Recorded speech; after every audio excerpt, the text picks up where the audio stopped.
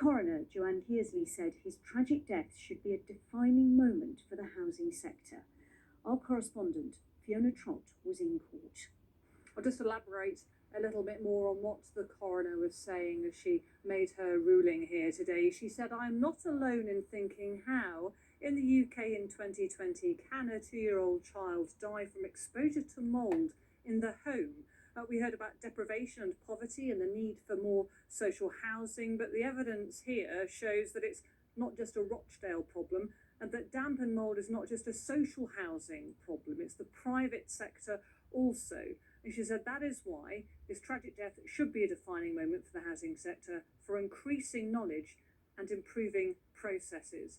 Now, the family's solicitor, Kelly Darlington, read out a statement on behalf of his parents, Faisal Abdullah and Aisha Amin, and they were standing next to her when she read that out. Our coughing fits would sometimes last 2 to 3 days. There were days we wouldn't be able to take him out of the house because of how bad his coughing was. But of course, by him staying in the house, this made his coughing worse. We were absolutely trapped. Living in these conditions affected every aspect of our lives. We didn't feel at peace with ourselves when in the property. All the time we felt troubled. We were anxious and fearful of what the mould was doing to our. Whenever friends would come to visit, they would tell us that the conditions that Rochdale Borough-wide housing were keeping us in were not right. We have no doubt at all that we were treated this way because we are not from this country and less aware of how the systems in the UK work. Rochdale Borough-wide housing, we have a message for you. Stop discriminating, stop being racist, stop providing unfair treatment to people coming from abroad who are refugees or asylum seekers. Stop housing people in homes you know are unfit for human habitation. We were left feeling absolutely worthless at the hands of Rochdale Borough-wide housing.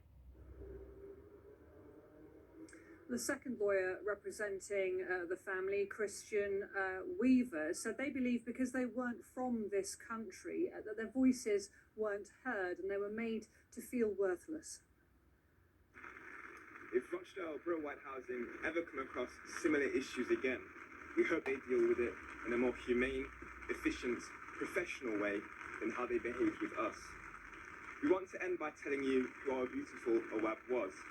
He was always full of smiles. He liked to joke and was full of life and laughter. He used to enjoy playing on his bike and with his ball. He always wanted to be with us. His absence leaves a huge void. It should never be the case that families in our situation have to go through the inquest process without legal representation, single-handedly up against multiple lawyers for the very bodies we feel their responsibility for our child's death. Well, we have a statement from Gareth Swarbrick, who's the chief executive of Rochdale Borough-wide Housing, and he said, "I'm truly devastated about Awab's death and that there are things that we got wrong." He said, "We didn't recognise the level of risk to the little boy's health from the mould in the family's home. We allowed a legal disrepair process widely used in the housing sector to get in the way of promptly tackling the mould." And that's something that the coroner mentioned. Housing association policy meant that because the family had started a legal claim, the repairs could not start without the agreement from the claimant's solicitors.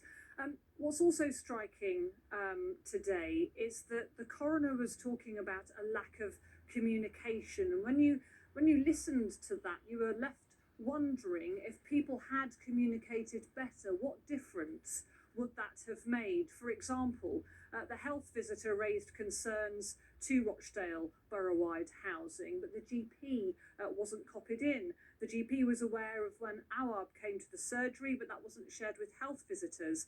In September 2020, the midwife visited. That's because Awab's mother was expecting at that point, and she completed a special circumstances form to Children's Services, and she was highlighting concerns about mould and the potential impact on Awab's health. But that wasn't shared with the GP or the health visitor.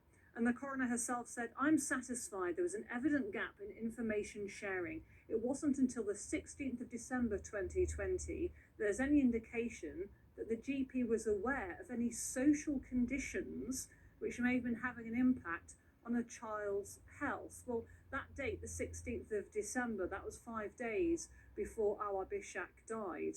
And the health visitor, she raised concerns in July, that was 5 months before he passed away. The coroner is now intending to write to the Ministry for Housing and the Secretary of State for Health about strengthening the government's decent homes standard to include damp and mould. That was our correspondent Fiona Trott. Well, joining us now is Polly